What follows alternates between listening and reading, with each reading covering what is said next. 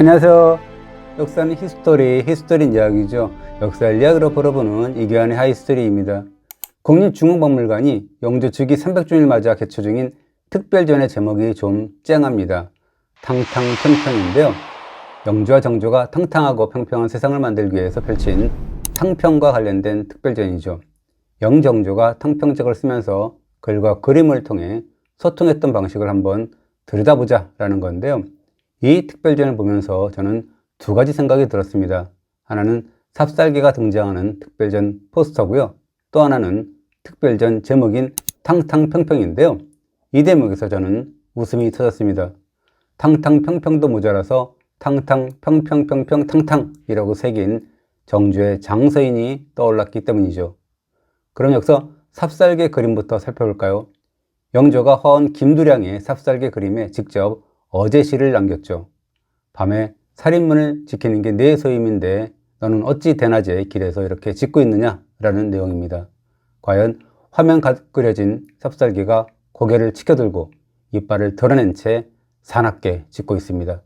마치 컹컹컹컹 거리는 것처럼 생생합니다.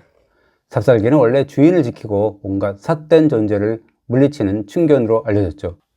그러나 그런 삽살개가 주인에게 이빨을 드러내고 위협한다면 이미 거기에는 주인을 무는 맹견일 따름입니다. 화가 김두량이란 분도 대단하죠. 삽살개뿐 아니라 김두량의 사계 산수에도 영조의 어제글이 보입니다. 영조가 남리라는 호를 하사할만큼 청해했던 화가였죠. 그런 영조가 김두량에게 사납게 짖는 삽살개를 그려라 라는 명을 내리고 본분도 모르고 설쳐대는 무리를 꾸짖는 어제시를 남겼다라고 해석할 수도 있습니다. 그렇다면 다른 개의 그림은 어떨까요?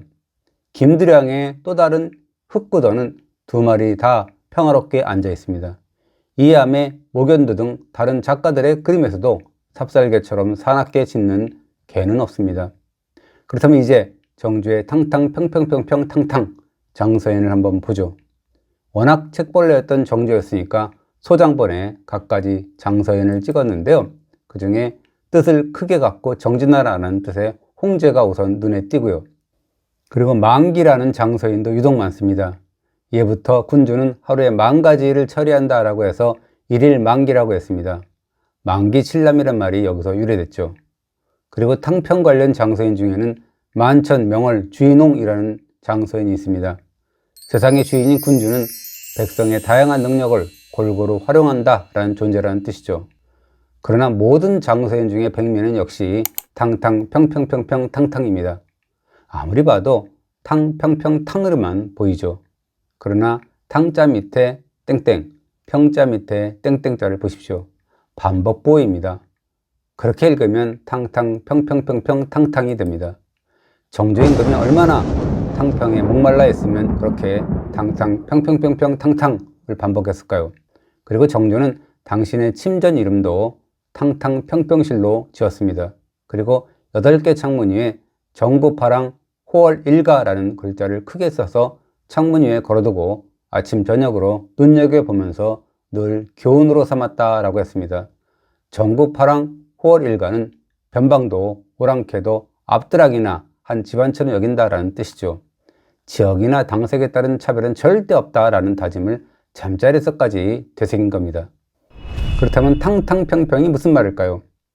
붕당과 편파가 없으면 왕도가 탕탕하고 평평하다라는 서경 홍범에서 유래된 말입니다. 그런데 탕탕평평의 핵심 조건이 있습니다. 황국 즉 임금이 지극한 표준 즉 극을 세워서 탕평을 이룬다라는 겁니다. 영정조의 탕평책은 이렇게 북극성과 무별의 관계처럼 임금이 표준을 세워 이뤄가는 황극 탕평이라고 말할 수 있습니다. 어떤 당파가 정권을 잡았을 때 다른 정파에 쓸만한 인물은 기용한다라는 조제론이 황극 탕평의 요체라고 할 수 있습니다. 물론 조제 즉 약의 처방은 군주의 몫인 겁니다. 임금이 중심이 되어 화해와 공존, 경쟁을 펼치는 정치를 추구한 겁니다. 무수리 아들로 태어난 영조는 당쟁의 소용돌이 속에서 천신만고 끝에 왕이 올랐죠. 당시 소로는 경정의 편에 서 있었고요.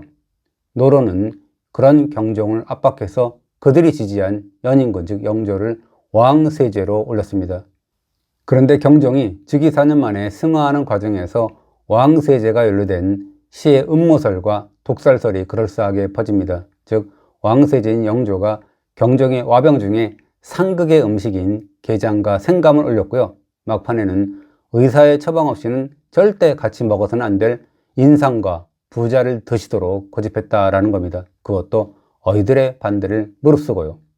영조는 숙종의 계비였던 인원왕후와 영조의 비교적 우호적이었던 소론 온건파의 도움으로 겨우 왕위에 오르죠. 그때가 1724년입니다.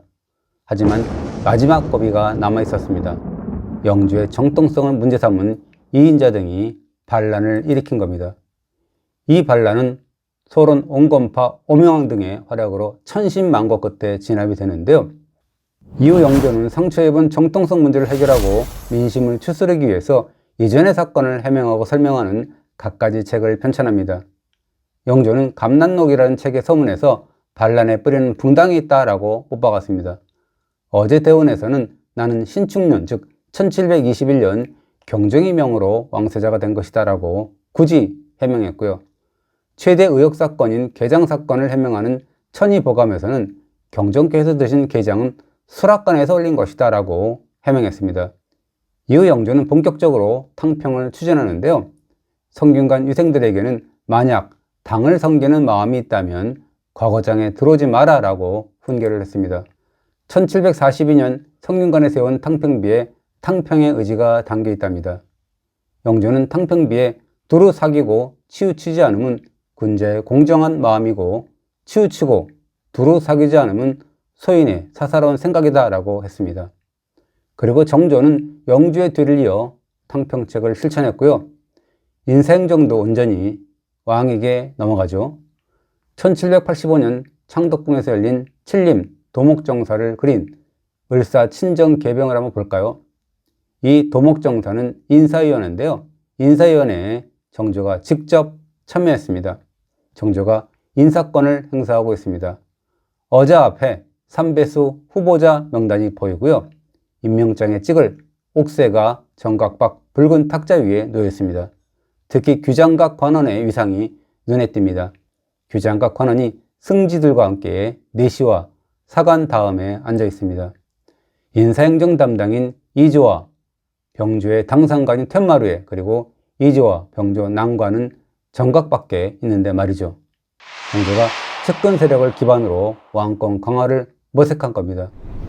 그리고 정조가 69살의 노재상인 심한지에게 보낸 비밀편지를 보면 당시 임금이 신하들을 아바타처럼 쥐락펴락했다는 사실을 알 수 있습니다. 이 중 정조가 심한지에게 사직상소를 올리라 라고 사주하는 편지가 있는데요. 이렇게 씁니다. 경의 본직은 함께 물러난다 라는 의리로 사퇴 명분을 삼는 게 좋겠다. 내일 안으로 사직하고 임금의 답을 기다리라 라는 내용이죠. 정조의 사주에 따라서 이틀 뒤에 심한지가 사직상소를 올립니다.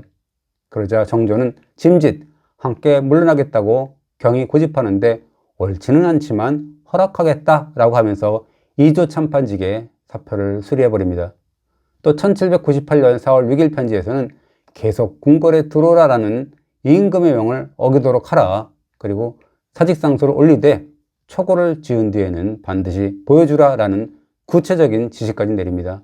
결국 노재상인 심한지는 임금의 명에 따라서 4번이나 궁궐에 들어오라는 명을 어겼고요. 미리 사직상소의 초고까지 본 정조는 편지의 각본대로 심한지를 규장각 제학직에서도 해임했습니다.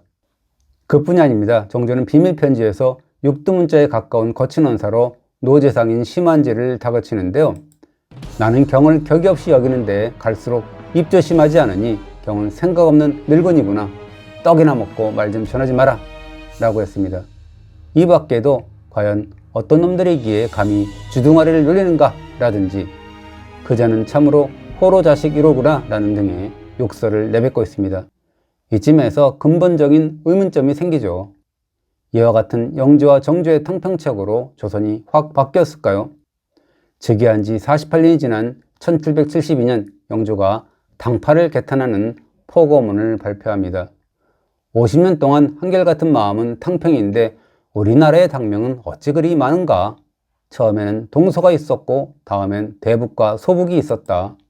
또 남서가 있었는데 그것도 부족해서 다시 노론과 소론이라고 하고 지금은 청, 명이라고 한다. 그래서일까요?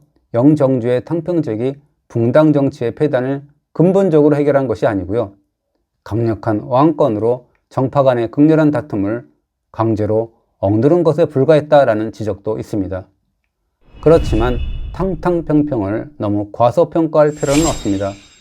왕권 강화든 뭐든 백성의 삶에 보탬이 되었다면 그것이 업적이 아니겠습니까? 탕평으로 붕당의 갈등을 줄인 영조는 백성의 삶을 보듬는 정책을 펼쳤죠.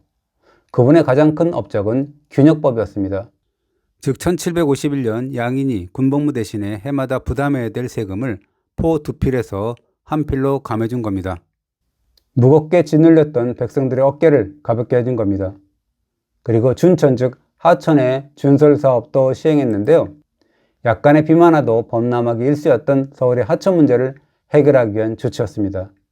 여러 차례 현장에 나가 작업자들을 독려한 영조는 공역이 마무리된 뒤에 준천첩을 만들어서 신하들에게 배포했습니다. 이 첩에는 뜻이 있으면 마침내 이루어진다라는 고사가 담겨 있습니다. 꿈은 이루어진다라는 2002년 월드컵 구호가 연상이 되죠. 그리고 영조가 서경과 시경의 구절을 인용한 바위 그림을 남기는데요. 그 내용이 심금을 울립니다. 한쪽으로 치우쳐 백성을 돌보지 않으면 안 되네.